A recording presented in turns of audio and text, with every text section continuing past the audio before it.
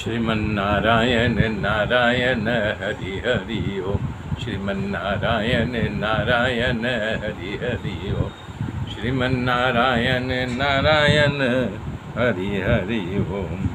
श्रीमन्नारायण नारायण हरि हरि ओम। मेरे मित्रों, तब सुखदेव जी बता रहे हैं राजा परीक्षित को, दरअसल जो है ये मगर हुहु नामक गंधर्व था और एक ऋषि का अपराध किया था, देवल ऋषि का, तो उन्होंने श्राप दिया था जा तू मगर हो जा। परंतु उनकी बात को सुनकर के परीक्षित ने कहा कि ये तब जो है गजराज कैसे मुक्त हो गया। तब उस कथा का खुलासा करते हुए भगवान कह रहे हैं कि वो गजराज भी पूर्ण जन्म में दक्षिण देश के राजा पांडव का पुत्र जो था इंद्रधुम्न था, उसका नाम इंद्रधुम्न था।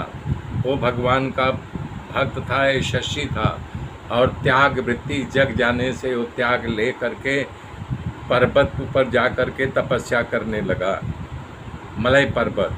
तो वहाँ से अगस्त ऋषि एक दिन पसार हुए तो वो घमंड के चूर में बैठा था कि मैं तो जो है संन्यास लेकर के तप करने के लिए बैठा हुआ, लेकिन अगस्त ऋषि ने उसे श्राप दे दिया। बोला बताओ, तुम प्रजा का पालन करने वाले अपना कर्तव्य को छोड़ करके तुम आ करके यहाँ तप कर रहे हो और अहंकार से भरे हुए हो, जाओ जड़ बुद्धि का गजराज हो जाओ। कि उन्हीं के श्राप से जो है ये गजराज यानी कि वो इंद्रधुम्न जो है गजराज बना था। और आज भगवान की भक्ति, उसके पूर्व जन्म की याद थी जो उनका प्रार्थना किया था, तो तपस्या से उसके पूर्व जन्म की स्मृति गायब थी, तो भगवान ने उसे आकर के मुक्त किया। इसलिए अपने दिव्य रूप को धारण करके जो है वो भगवान के बैकुंठ लोक में गया। हे परीक्षित, ये तुम्हें मैं चौथा मनवंतर की कथा सुना दिया, अब पांचवें मनवंतर की कथा तुमको सुना रहा हूँ, सुनो। कह रहे पांचवें मनु का नाम रैवत था। वो मनवंतर में शुभ ऋषि के पिकुंठ नाम की पत्नी के द्वारा भगवान नारायण बैकुंठ का प्रागट्य हुआ था, तो बैकुंठ नाम धारण किया था। उसने श्री लक्ष्मी देवी की प्रार्थना से बैकुंठ धाम की रचना की, वही बैकुंठ भगवान है। और सभी लोकों में बैकुंठ लोक सबसे श्रेष्ठ है। छठवां मनवंतर के बारे में बता रहे, चचुस के पुत्र चाचुस थे। तो उस मनवंतर में ऋषि बैराग की पंक्ति संभूति के गर्भ से भगवान नारायण का जो है यानी कि प्रादुर्भाव हुआ, प्रकट हुए। देवताओं को अमृत पिलाया था और मंथन जब हुआ था तो उस समय उन्होंने कच्छप का रूप का धारण किया था।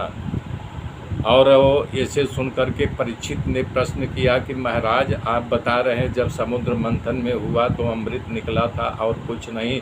तब राजा परीक्षित जब ऐसा प्रश्न किया तो सुखदेव की लगा कि ये कथा ये कहीं सुने हुए है, इसलिए पूछ रहे हैं, और कुछ नहीं निकला, केवल अमृत ही निकला। तो बोले महाराज और जो जो निकला उस कथा को विस्तार से हमारी सुनने की इच्छा है। वो पहले से ही कथा के प्रेमी थे राजा परीक्षित, इसलिए प्रश्न को ढूंढ करके प्रश्न करते थे, उनके प्रश्नों का सब जवाब दिया करते थे।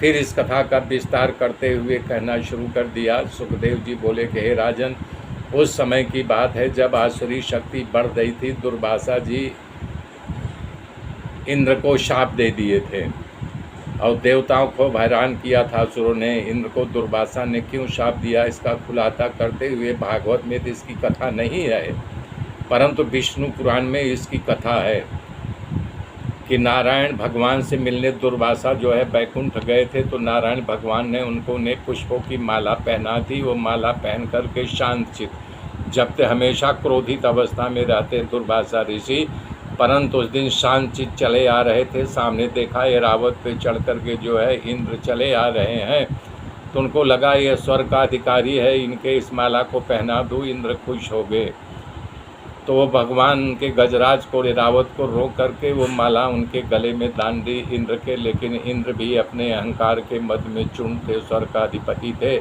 इसने उन्होंने माला जो है गजराज के मस्तक पर डाल दिया और गजराज ने अपने सूंड से उठा करके वो माला अपने पैरों से रोट डाला।